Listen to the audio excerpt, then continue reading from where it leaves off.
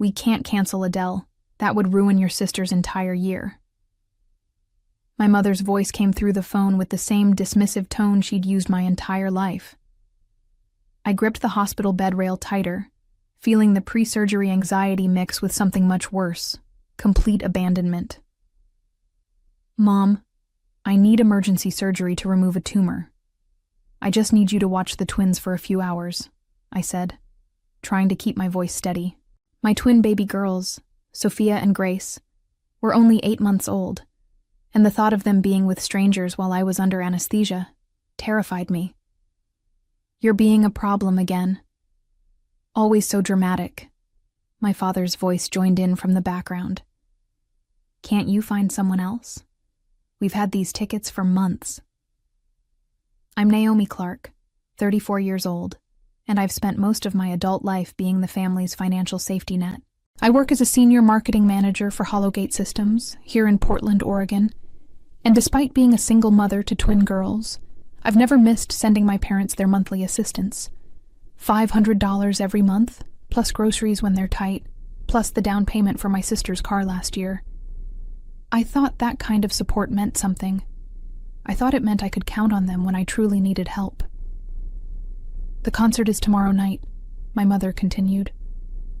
"Your sister would be devastated if we missed it. Surely your surgery can wait a day or two." The surgeon had been clear. The tumor needed to come out immediately. Every day we waited increased the risk of complications. But here I was, lying in a hospital gown, having this conversation with people who were supposed to love me unconditionally. "Mom, this isn't something I can reschedule. It's cancer. They need to operate now," I whispered, feeling tears sting my eyes. "Well, I don't know what to tell you. Maybe you should have thought of this before having babies without a father around," my mother snapped. "We have obligations too, you know." The line went quiet, except for my father muttering something about me always creating problems at the worst times. I stared at the ceiling tiles, counting the tiny holes to keep myself from completely falling apart. My sister Kelly had never asked them for anything because she'd never had to. I'd been covering her expenses for years. The car I helped buy, the credit card debt I'd quietly paid off, the rent money when she was between jobs. Something cold settled in my chest as I realized this wasn't shock or surprise. Deep down, I'd always known where I stood in their priorities. The tumor hadn't just revealed itself in my scan. It had revealed something equally poisonous that had been growing in our family dynamic for years. Growing up, I'd always been the responsible one. While Kelly spent her teenage years focused on friends and boyfriends, I was working part-time jobs and saving for college. My parents praised her social life and worried that I was too serious for my own good. When she dropped out of college halfway through her sophomore year to find herself, they supported her decision. When I graduated summa cum laude and landed my first marketing job, they barely acknowledged it. The pattern continued into adulthood. When my parents faced foreclosure 3 years ago, I'd liquidated my entire emergency fund to help them keep the house. When Kelly needed a car for her new job, I'd covered the down payment without hesitation. Every birthday, every holiday, every family crisis, I was the one they called. Not to check on me, but to ask what I could contribute. Even when I got pregnant with the twins through IVF, deciding to become a single mother by choice, my parents' first concern wasn't my health or happiness. It was whether I'd still be able to help out financially with babies to support.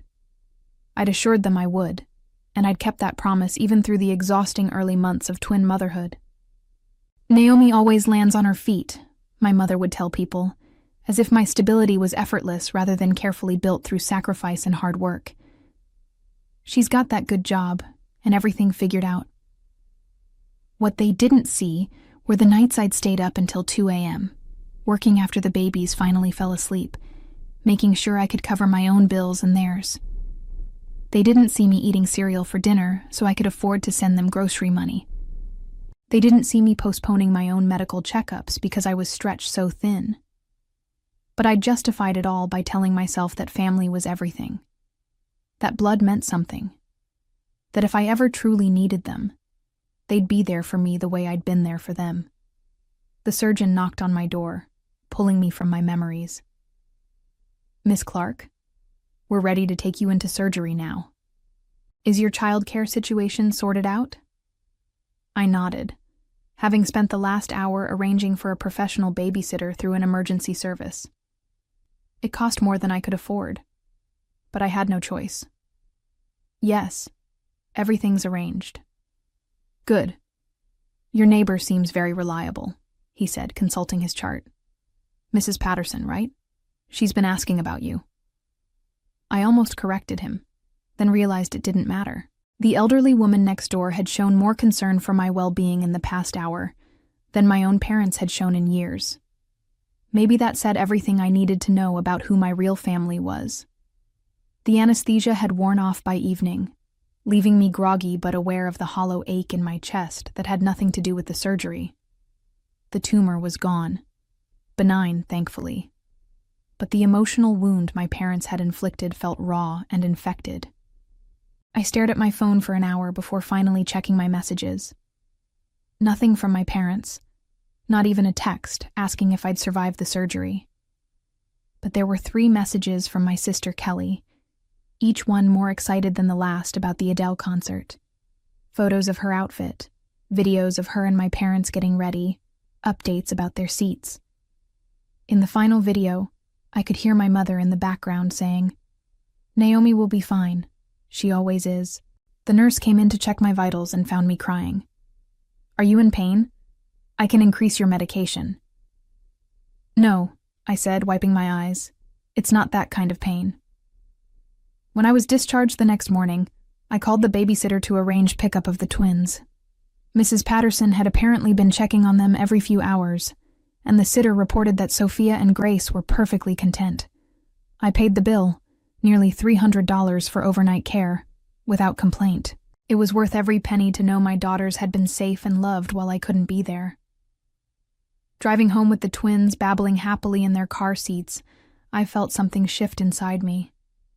The medication made everything feel slightly surreal, but my thoughts were crystalline clear. I was done. Done being the family bank account. Done being taken for granted.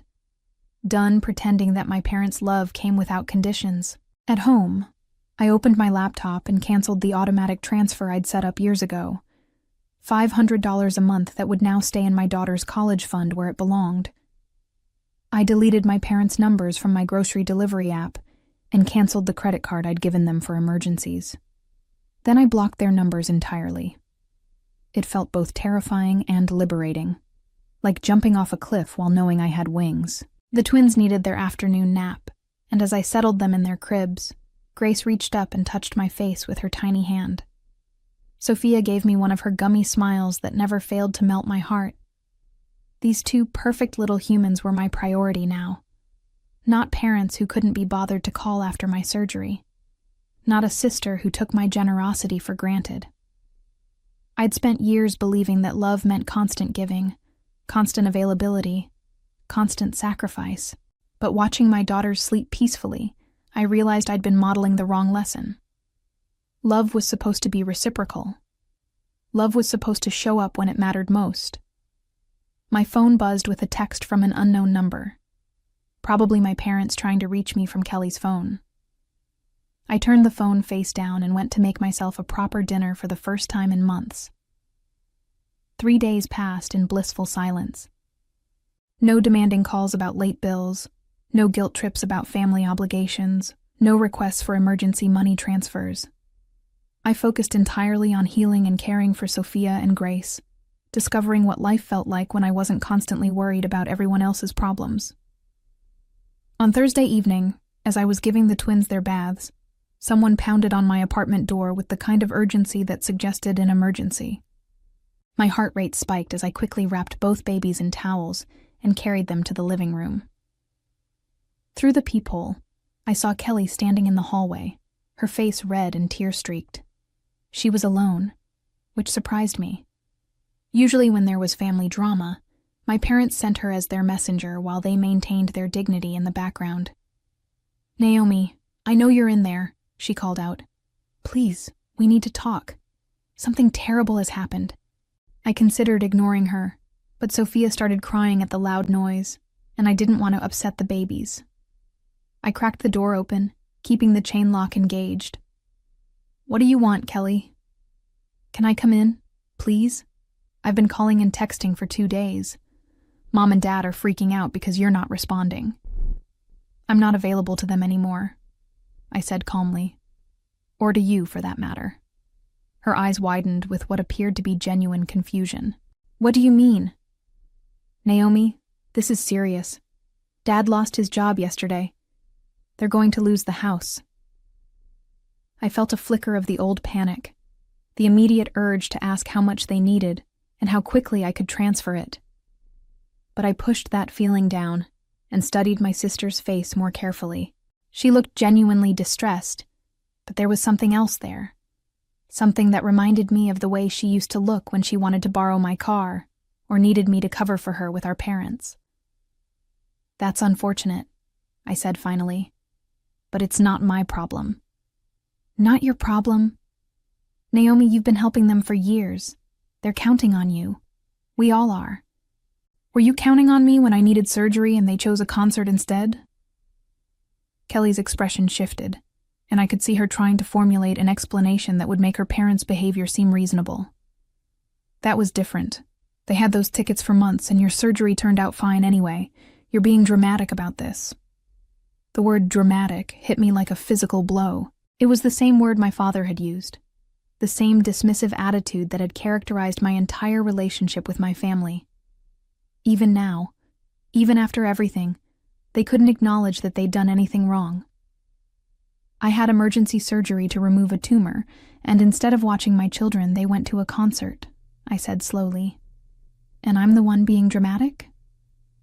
"You know Mom has anxiety about medical stuff. And they really did have those tickets." "Stop." I held up my hand. "Just stop. I don't want to hear explanations or excuses. I'm done subsidizing people who can't be bothered to show up when I need them." Kelly's mask finally slipped completely. "You can't just abandon your family because of one misunderstanding. What kind of person does that?" "Mom and Dad are scared, Naomi. They don't know what they're going to do without your help. They should have thought of that before treating me like a bank account instead of a daughter." I started to close the door, but Kelly pushed against it. "Wait, what if Dad apologizes? What if they both apologize? Would you consider helping then?" The desperation in her voice was almost pathetic. But what struck me most was the transactional nature of her proposal. Not that they were sorry for hurting me, but that they might be willing to say sorry if it meant the money would start flowing again. "This isn't about apologies," I said, stepping back from the door. "This is about finally seeing who you all really are." Kelly's face crumpled. "We're your family, Naomi. We love you. You know that, right?" "No," I said quietly. "You love what I provide. There's a difference." I could see her trying to process this, her mind working to find the right words to change my mind. But instead of reflecting on the truth of what I'd said, she shifted into attack mode. "You're being selfish," she said, her voice rising. "You make good money, you don't have a husband to support, and you've always been fine taking care of everyone. Why are you changing the rules now?" The casual cruelty of her words, the implication that being a single mother made my financial struggles less valid, that my success meant I owed them something, crystallized everything I'd been feeling. This wasn't a misunderstanding or a communication issue. This was who they were, and who they'd always been. "I'm changing the rules because I finally realized I've been playing a rigged game," I said. "And I'm done losing." I closed the door and turned the deadbolt, ignoring Kelly's continued knocking and pleading. Grace had started crying again, disturbed by the loud voices, and I focused on comforting her while Sophia babbled contentedly in my arms. After about 10 minutes, the knocking stopped, and I heard Kelly's car start in the parking lot. I felt strangely hollow, like I'd just performed surgery on myself and removed something that had been poisoning me for years. My phone rang immediately, a number I didn't recognize. I let it go to voicemail and played the message back while preparing the twins' dinner. "Naomi, this is your mother." Her voice was strained, more formal than usual. "Kelly told us about your conversation. We need to discuss this situation like adults. Please call me back immediately." The tone was all wrong. No acknowledgement of my surgery, no concern for my well-being, just irritation that I wasn't falling in line. I deleted the message and blocked that number too. Over the next few days, they tried everything. Calls from different numbers, emails to my work account, even a card in the mail from my father with a formal, stilted apology that read like it had been written by committee. But nothing addressed the fundamental issue. They still saw me as a resource to be managed rather than a person to be loved. The most telling attempt came when Kelly showed up at my office building during lunch. Security called to ask if I wanted to meet with her in the lobby, and I could see her through the window, pacing and checking her phone. She looked tired and stressed, probably because she was dealing with the full weight of our parents' expectations for the first time in her life. I told security I wasn't available, and watched from my office window as Kelly finally gave up and drove away. It should have felt satisfying, but instead, I just felt sad. Sad for the family relationships I'd thought we had. Sad for the years I'd wasted trying to earn love that was never really available. And sad for my daughters who would grow up without grandparents because those grandparents had chosen pride over connection. But beneath the sadness was something stronger. Relief. For the first time in my adult life, I was making decisions based solely on what was best for me and my children. The financial pressure was still there, but it was honest pressure. The normal challenge of supporting my own family, rather than 3 families on one income. 2 weeks after Kelly's office ambush, I was settling into my new reality. The twins were thriving, my recovery was progressing well, and I'd even managed to start putting money aside for the first time in years. Without the constant drain of supporting my parents, I could afford things like organic baby food and a better childcare arrangement that didn't leave me scrambling every time they got sick. I was giving Sophia and Grace their evening bath when I heard the familiar sound of a car door slamming in the parking lot, followed by heavy footsteps on the stairs.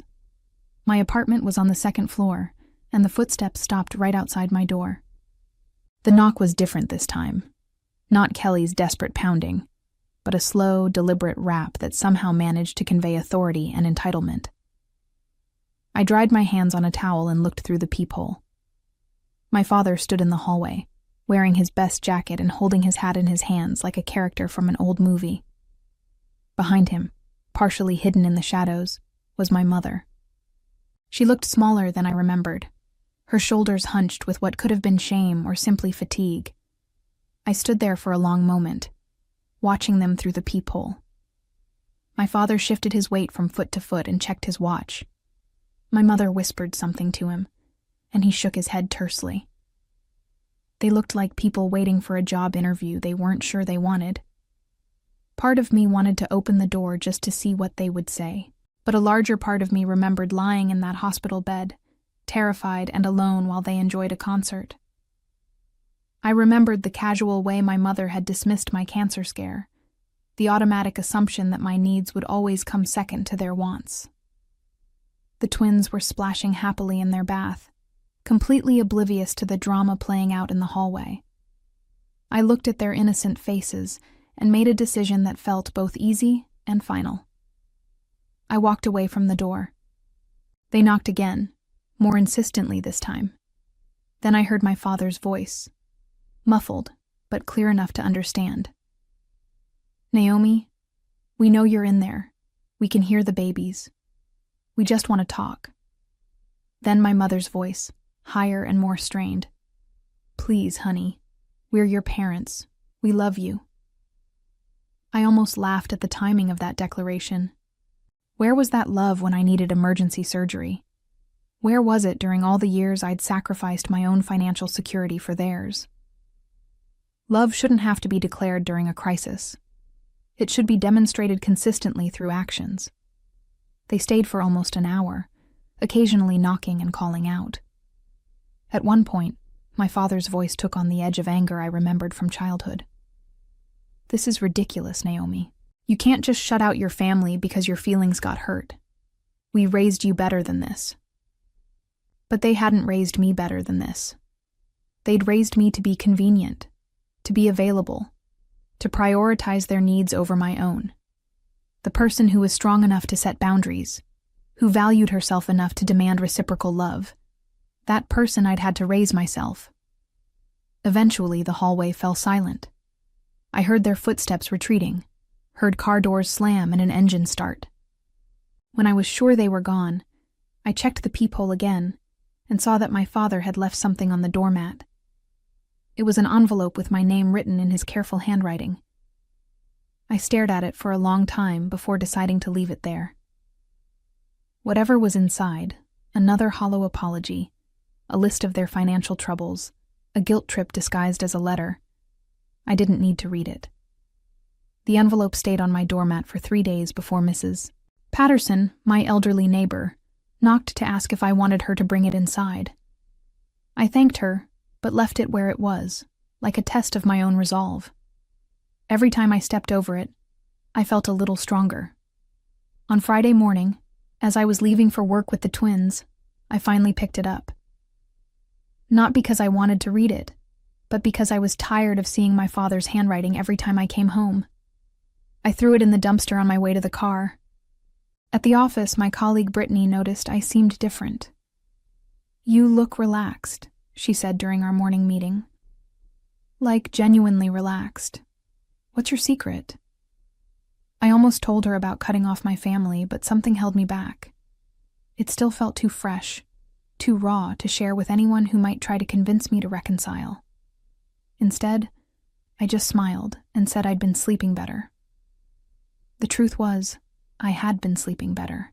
For the first time in years, I wasn't lying awake worrying about whether my parents could make their mortgage payment or whether Kelly needed money for car repairs. My stress dreams had shifted from financial catastrophes to normal working mother anxieties. Daycare germs, project deadlines, the twins' sleep schedules. That afternoon, I got a call from an unknown number with a local area code. My first instinct was to ignore it, assuming it was another attempt by my family to reach me. But something made me answer. "Miss Clark? This is Janet from Meridian Bank. I'm calling about the account ending in 4782. There's been some unusual activity, and we wanted to verify." I interrupted her. "I'm sorry, but I don't have an account with that number. The account is listed under Thomas Clark and Margaret Clark, but you're listed as an authorized user and emergency contact." My parents' account. The one I'd removed myself from years ago, or so I thought. "I need to be removed from that account immediately," I told Janet. "I'm no longer associated with those account holders in any capacity." "Of course, Miss Clark. I can process that removal right away. But I should let you know, the account is significantly overdrawn, and there have been several returned payment attempts this week. As the emergency contact, you would normally be notified. I don't want to be notified about anything related to that account," I said firmly. "Please remove all my information and don't contact me again about their financial situation." After I hung up, I sat in my office chair feeling oddly detached from the news. A few months ago, hearing that my parents were in financial trouble would have sent me into immediate crisis mode. I would have been calculating how much I could transfer, what bills I could delay, how I could solve their problem before it got worse. Now, I felt nothing but a mild curiosity about how long it had taken them to drain their account without my monthly contributions. 3 weeks, apparently. That told me everything I needed to know about how they'd been managing their money all these years. My phone buzzed with a text from another unknown number. "Naomi, this is Kelly. Mom and Dad's electricity got shut off. They're staying with me, but my landlord says they can't stay long. Can we please talk?" I deleted the message without responding. Then I did something I hadn't done in years. I opened my banking app and looked at my account balance. For the first time since the twins were born, I had a substantial emergency fund. Money that was mine, earmarked for my daughter's future instead of my parents' poor financial decisions. I smiled and put my phone away. The cycle was finally broken. and it felt like freedom.